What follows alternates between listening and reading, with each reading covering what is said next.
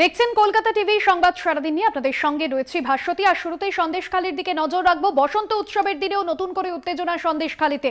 বিক্ষোভে সন্দেশখালীর মহিলারা বিজেপির প্রার্থী নিয়ে খুশি নন তারা। সোমবার সকাল হতেই বিজেপি প্রার্থীর বিরুদ্ধে পোস্টারে জয়লাভ সন্দেশখালী। সঞ্জিত চক্রবর্তী রয়েছেন ফোন লাইনে।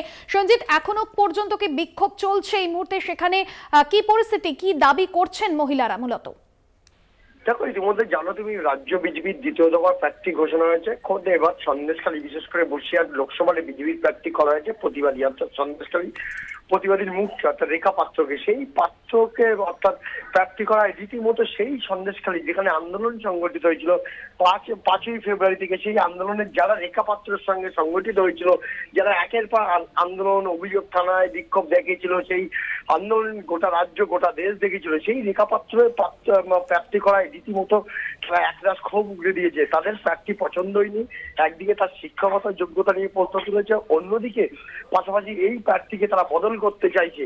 অর্থাৎ এটাও তারা দাবি করছে আন্দোলনে শুধু রেখাপত্র ছিল না, আরো অনেকেই ছিল, এবং তাদেরকে কেন সম্মতি নেওয়া হয়নি এবং তাদের সঙ্গে কথা না বলে কেন রাজ্য বিজেপি অর্থাৎ সেই প্রার্থী ঘোষণা করলো, এই নিয়ে কিন্তু রীতিমতো অস্বস্তি হয়েছে রাজ্য বিজেপি। এর মধ্যে রেখাপাত্রের সঙ্গে আমরা যোগাযোগ করার চেষ্টা করেছিলাম বিজেপি প্রার্থীর সঙ্গে, কিন্তু তিনি রাজ্য বিজেপির অর্থাৎ মুরলীধর সেনের যে যাচ্ছেন বলে তিনি আর কিছু বলেননি।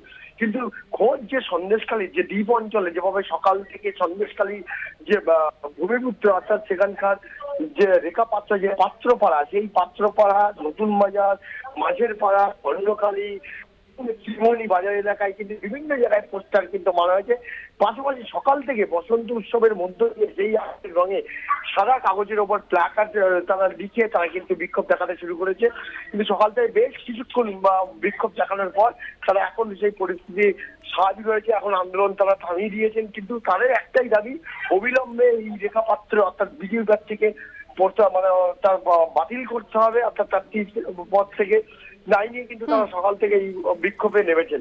তাদের মূলত দাবি ছিল গ্রামবাসীদের যে আন্দোলনের সঙ্গে রেখাপাত্র সহ একাধিক মানুষ ছিল, এবং তুমি জানো যে চলতি মাসে 6ই মার্চ যখন প্রধানমন্ত্রী যখন আসেন বারাসতের কাছেরই ময়দানে, একদমই সঞ্জিত, একদমই, এবং সেই জায়গা থেকে দাঁড়িয়ে বেশ কিছু বিষয়কে সামনে রেখে তারা বিক্ষোভ দেখাচ্ছেন আজ সকাল থেকেই।